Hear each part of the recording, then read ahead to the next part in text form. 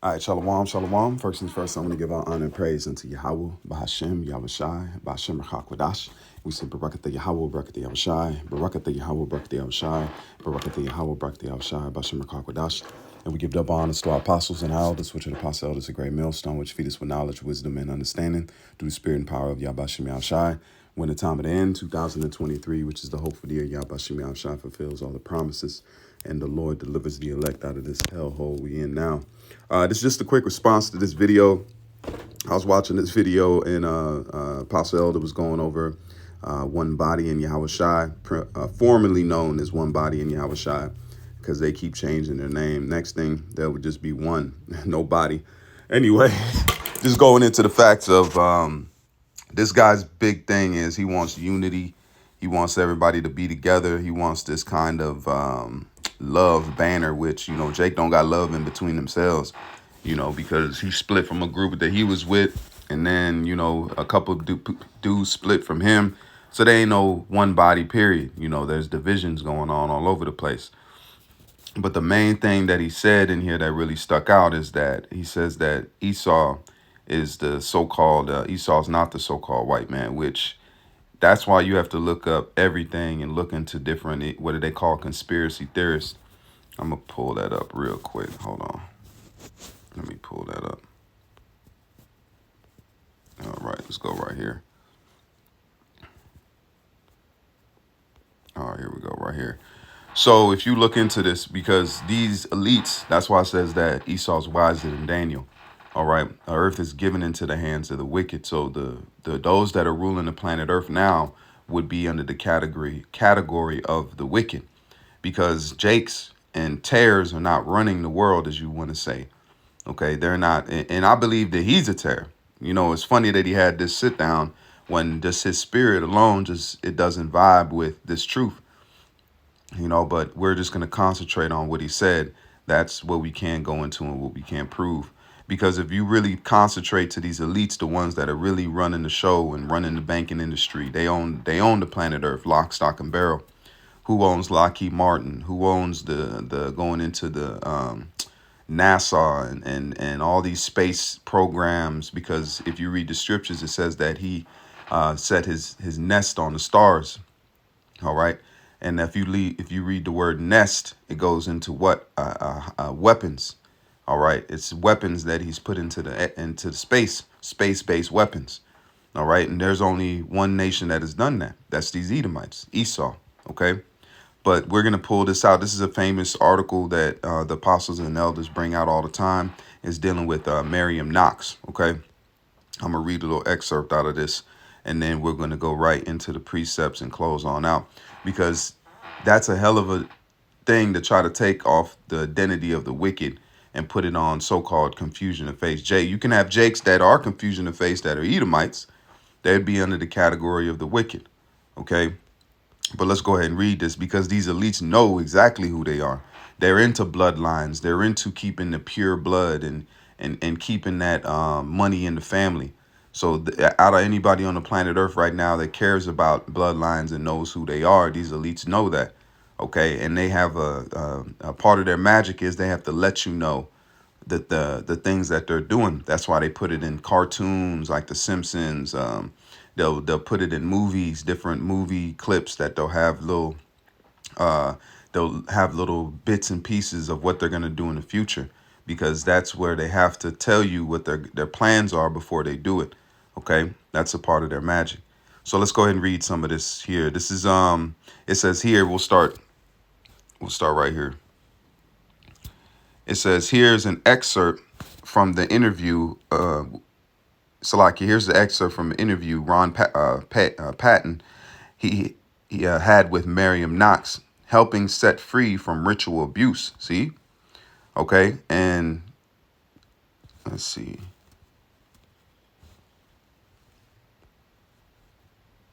Let's look up who Miriam Knox is, so we can have a clear.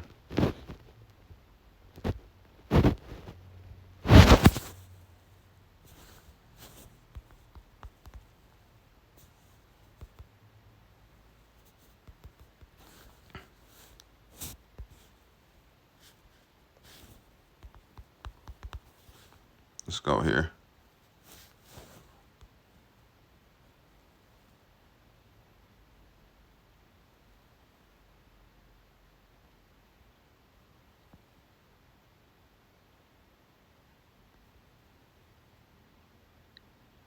It's not giving too much, but we'll read this.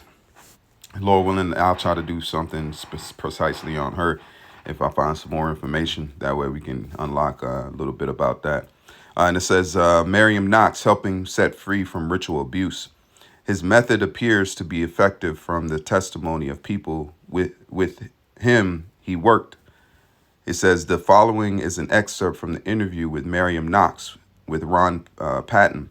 Knox makes the following statement. Knox delivered much of his information from dealing with ritual abuse. So Miriam Knox was into that ritual abuse and was just like if you see, what was the other guy's name? Damn, I forget his name, escapes me. He was a high level witch in the Illuminati and into that satanic ritual side of things. And he so-called found religion.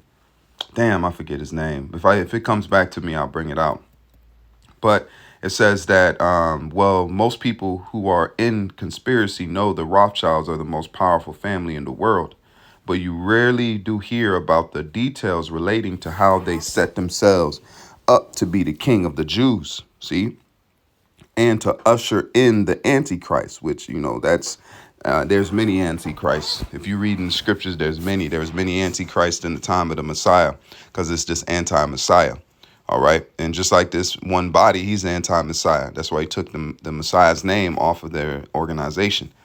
OK, it says it was the Rothschilds who financially backed the nation of Israel so they could eventually set up their throne for the Antichrist, because that goes back into the Balfour Declaration. That's why you have a lot of the Rothschilds' names in the land of Palestine. OK, in Jerusalem, and during World War II, their money and resources were used to kill millions of Jews. But these, and this is for information purposes only, all right, but these were seen as expendable Jews from the house of Jacob. Remember, these guys have odysseys to use the Bible as a blueprint to take over the world, okay? Because they're trying to say that other Jews were from the house of Jacob, which they're Edomites, okay? The house of Jacob is you Negroes, Latinos, and Native Americans. But they know that we are them, because if you read into slavery and certain things that they were doing, that they knew, that's why they made it a point to change our names. Because why would you even want your slave to have your name? That was a purpose of erasing their history and erasing our history to the pretty much to time. Because after a period of time, your name goes back into family line. That's why a lot of times you had juniors, okay? If you look in the time of even the Romans implemented that in Caesars, okay, that Caesars would be a title. So that name would hold a title ongoing. So just like with us, we would name our children with those Hebrew names that would leave sort of a historical note. That's why when we came over here from the interiors of West Africa, the names were taken. And then, Lord willing, I can do a sit down going into the names of the cities and the places in West Africa that actually have Hebraic names to it, and in the Paleo too. All right, some have the Yiddish influences, but a lot of majority of them do have that Paleo Hebrew to it.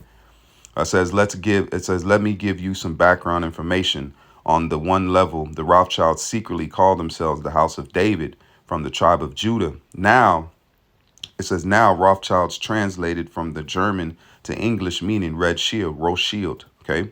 During biblical times, the Edomites' fortress was red rocks of Petra. See, Esau, the twin brother of Jacob, was described as red and hairy. So this information fits perfectly with what survivors have been telling me. That it says that on a deeper level, the Rothschilds are also claiming to be descendants of Esau, and thus are really from the house or tribe of Esau. See? So these Edomites know exactly who they are. They don't beat around the bush, but they don't want the world to know it.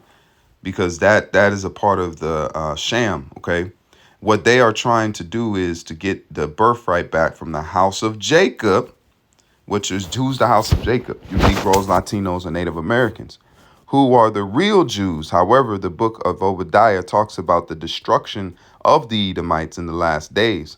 So this leads us to another interesting point. In Revelations 3 and 9, it says, "Behold, I will make them of the synagogue of Satan, which say they are Jews and are not, but do lie. Behold, I will make them to come and worship before thy feet." And as you read Psalms, read Psalms, the 149th chapter. Let me get that real quick. Let's pull that out real quick. Where's the blue letter?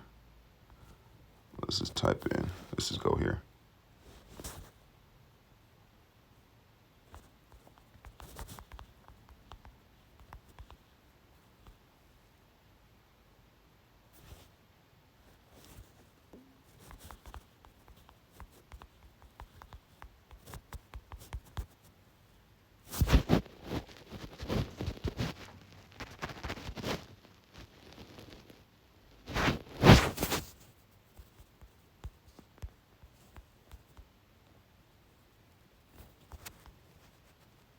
Oh, here we go. Call the law.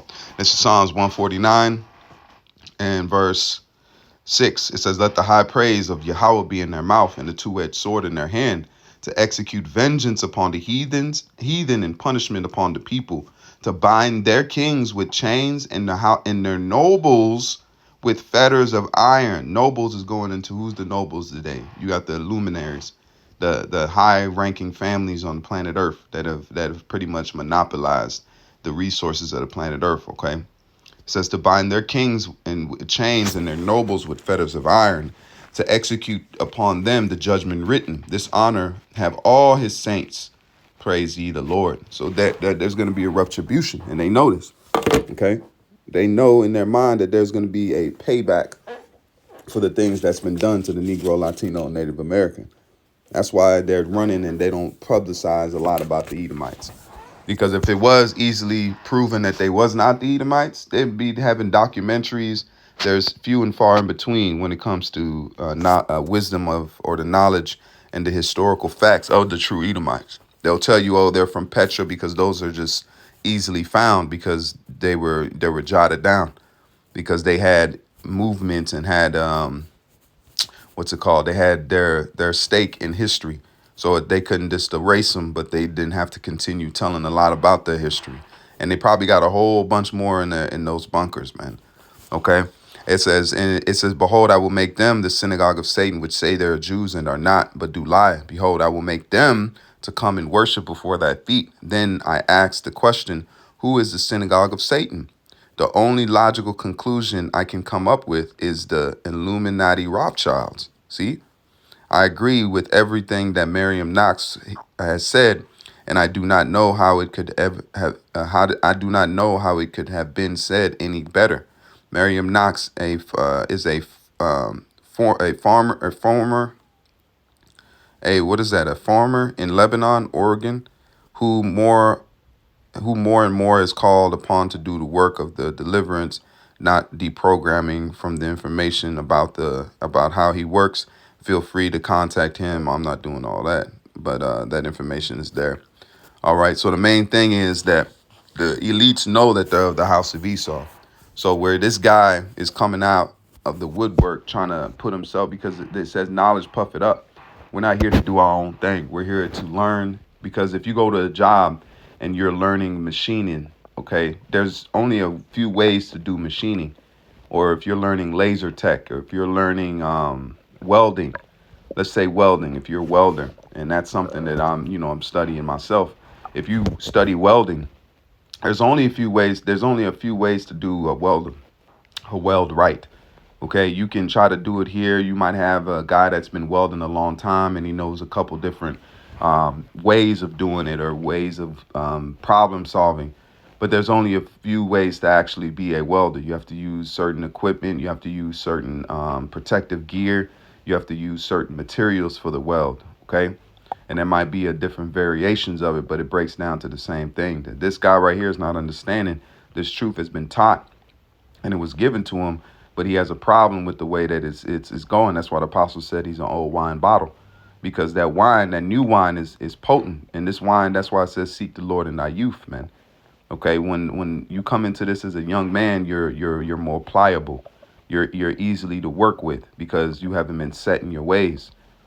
Because it says even a child, when he's growing up, you teach him young, and he'll go into his old age. Even myself, I've been raised on the Bible since I was young. I may not have understood it, but I had a foundation in the scriptures, but not a foundation that was the right. That's why the Lord was able, because I knew enough about the Bible stories. I knew enough about certain of the biblical references. But when that's what the Lord needed, he didn't need anything else. That's why the Lord will call unto you as a younger man, and be able to work with you that way. But this guy is throwing out everything. So he's showing you he's giving unto change.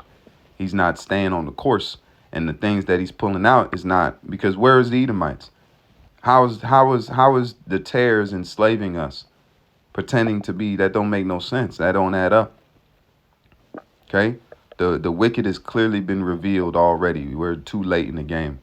All right. Especially now, the Lord is snatching the name away from these guys because, hey, that Lord said he's a power that hides himself. So he hid himself from us before, and now you're seeing it again by this truth being pulled back because, hey, we almost at the war. Jacob's trouble is coming. And if you don't have that name in the time of Jacob's trouble, who are you going to call on? And the Lord ain't going to sit there and you denounce the name, but then try to call on that name again in the time of trouble. Don't work like that, man.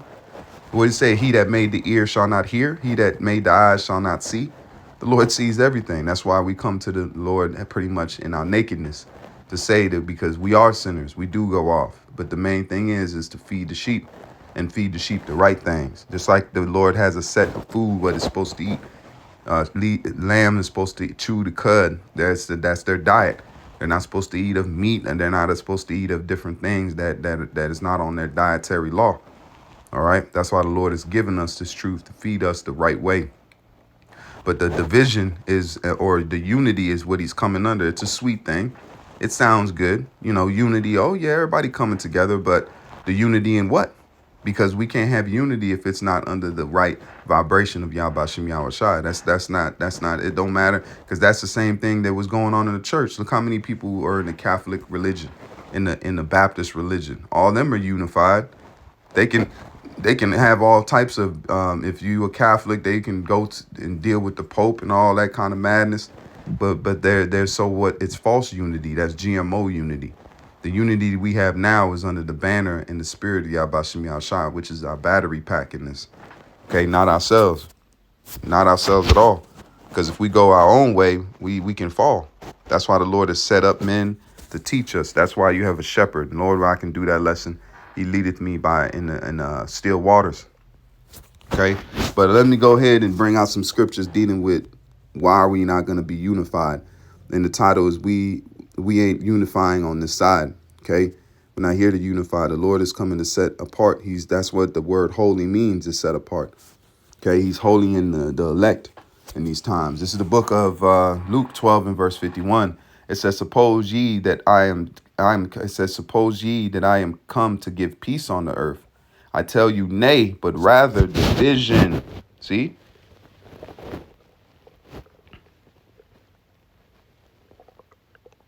Let me see here.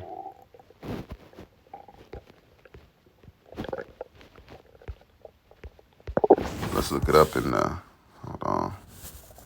Luke 12 and 51. Let's see. Luke.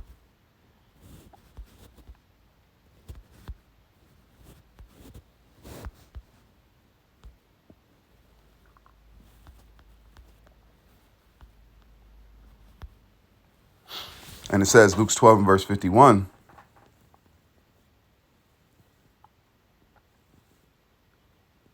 It says NLT, it says, do you think that I've come to bring peace on earth? No, I've come to divide people against each other.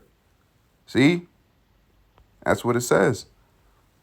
Go down to the Amplified. Do you suppose that I came to grant peace on earth? I tell you, but rather division between the believers and unbelievers. So do you have those that believe and then those that don't believe?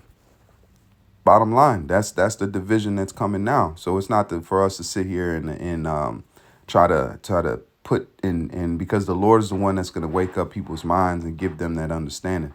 It's not us. Okay. We don't have the power to wake up everybody because everybody's not coming. Everybody didn't accept Yahweh Shai when he was walking the earth. What makes you think you're going to accept him now? See, this is verse 52. And it says, for from henceforth there shall be 5 in one house divided, 3 against 2, and 2 against 3. The father shall be divided against the son and the son against the father, the mother against the daughter, and the daughter against the mother, and the mother-in-law against the daughter-in-law, and the daughter-in-law against the mother-in-law. So it's going to be a separation in these times. And that's a beautiful thing, because the ones that really need to come to this is going to find a way to come to it. It's not going to be something that you have to do because it's not us that's doing it. We're just laboring, and the Most High giveth the increase. Just like if you go farming, you don't technically make your crop grow. You do what it takes for the crop to grow, and you hope. That's why you had famines, man. You don't think people were planning right, but it didn't come up because the Lord didn't bless it. This is Matthew 10 and verse 33. I'll start at verse 34. It says, think not that I've come to send peace on the earth. I came not to send peace, but a sword. So the Lord is coming for judgment, man. And he's gonna start at his own house, and he's gonna do what he has to do, and the earth is gonna be, because right now the earth is terrible, man. It's absolutely in a terrible situation. There's all types of murders and unrighteousness. There's like it says in the time of the flood, that men's hearts were continually to do evil. So what you think is happening now? The same exact thing. It says, for I am come to set a man at variance against his father, and the daughter against her mother, and the daughter-in-law against her mother-in-law. A man's foes shall be they of his own household, even now. Because guess what? These guys are from the house of Israel. Hopefully that they're not terrorists themselves, but they're coming. The ones that are coming up against this truth the most is these Jakes, man. And then the ones that are fighting against it is the ones that supposedly know of the truth, that know of the precepts. They're taking what they've learned and they're building upon another man's foundation, because that's what the foundation represents, is the scriptures and the knowledge that you've learned when you came in, because you came in as a babe. You came in as not knowing much, not knowing the understanding, but he probably came in with somewhat of a thing in his mind. It looked good. The whole, we're the Israelites, we came over here in slavery. He don't even believe that. But the main thing, it says that the Lord is coming, the man that is going to be against you. It says a man's foe shall be there of his own household. OK, your family ain't going to come against you. So if your own blood and loved ones aren't coming together, what makes you think other Jakes outside of your family beyond this truth is going to just come all together? That don't add up, man. That don't add up. This is the book of John. This is John 8 and verse 24. This is John 8 and 24. It says, I said therefore unto you that ye shall die in your sins. For if ye believe not that I am he, ye shall die in your sins.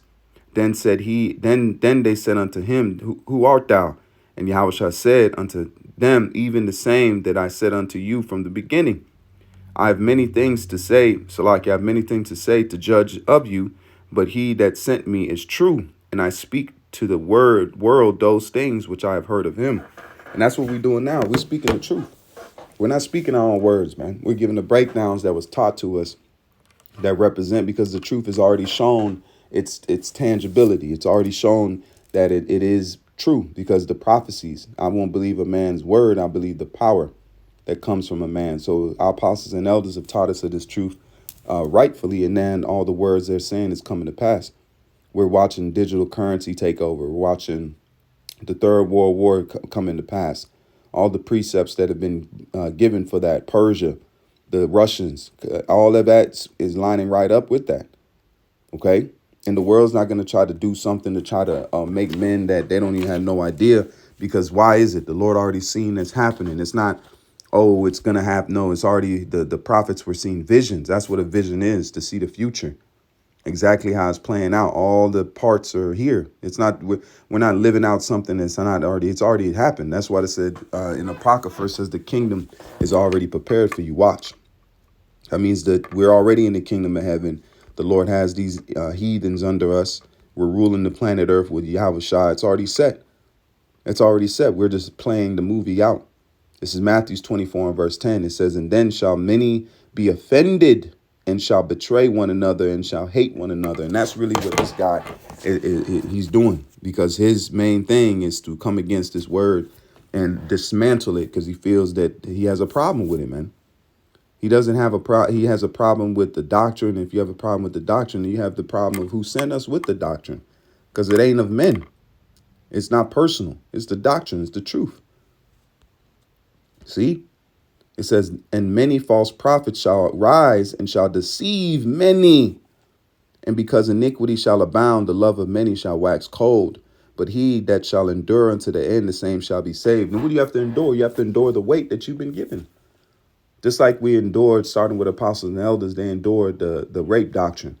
When guys were coming up against us and speaking slander and bearing false witness, guess what? We endured it because it was the truth. It's written in the scriptures that if a maid is found out there and she's not promised and taken, guess what? There's a dowry that's paid and everything is set in order that way.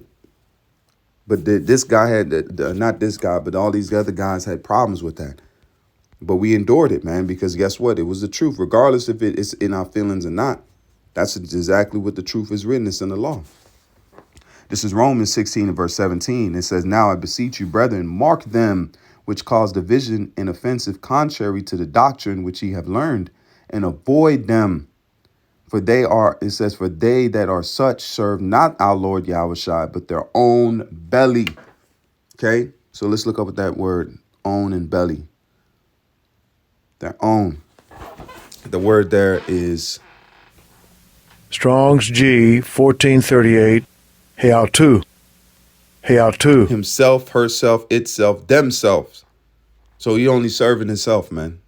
He's not worrying about Jake. He's not really worrying about the unity of the nations, because we're supposed to unify under who? Him? Who? Him? Come on, man. And the word belly, let's look up what the word there is. The whole belly, entire cavity, upper, i.e. stomach, lower belly, lower region, the gulp, to be given to pleasures of palate and the womb, the place where fetuses is conceived, nourished until birth. Pretty much this right here where it says given up to pleasures of the palate. So it's the things that serve him, because sometimes guys get off on being right, man. That pride, because that's what that belly goes into, that pride. Being that, oh, I done broke this down. I done got this deep, dark revelation, because at first I remember he said that vocab going to be a slave. Now that's changed up. No more. Vocab is free. That's why the Lord got to put his anger in us, man. This is the book of 1 Corinthians 1 and verse 10. It's 1 Corinthians 1 and 10. And it says, now I beseech you, brethren, by the name of our Lord Yahushua Mashiach, that ye all speak the same thing, and that there be no divisions among you. That's where there's not supposed to be any divisions, is in the doctrine.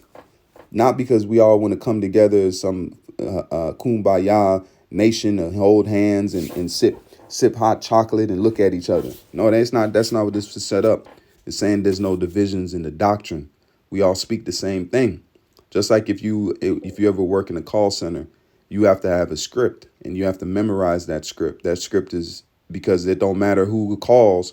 If you stay on that script, it means you can take 100 calls a day, and those 100 calls are going to be pretty much the same call because you're following the same script. You're not speaking your own mind into it, because every question that they're going to ask concerning the product or concerning your service is written in that script.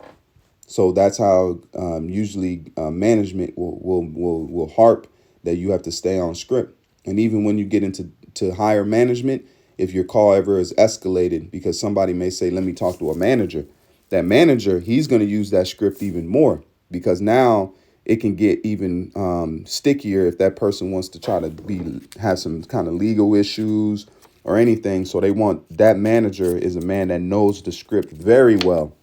He's not just a person that's not as comfortable with the script. So they might use it and make the person mad, or they might say it the wrong way or not have the correct information which has to be escalated to a manager. But a manager means he knows that script very well. He's heard conversations prior. He knows that where he needs to go, what he needs to say, how that call needs to be handled. So that's why the script is very important. We have the scripts, it's the precepts, the knowledge and understanding. If you go to Florida and talk to brothers, and you go to California and talk to brothers dealing with this truth doctrine, just dealing with the GMS, you're gonna get the same breakdown. You're gonna get the same question answered the same way. Not saying it's not robotic, but it's scripted because we're going in the same precepts. We're breaking them down the same way. That's why it says that we all speak the same thing. So yeah, it's the same thing as Yahweh Shah speaking to all the world, but it's fragmented.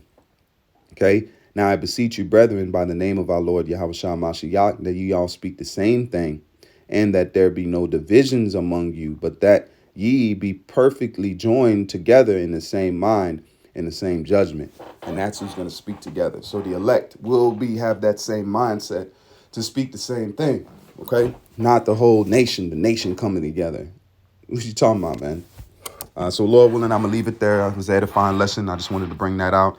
I was watching Apostle Elder, and it was just funny, the title, and then I remember that Miriam Knox going into that situation about the Rothschilds, and bringing that out. So Lord willing, is edifying lesson. With that, I say, call Elohim Yahweh, Ba'ashem Yahweh Shai, Ba'ashem Rachak Wadash. Until next time, I say Shalom and more than ever.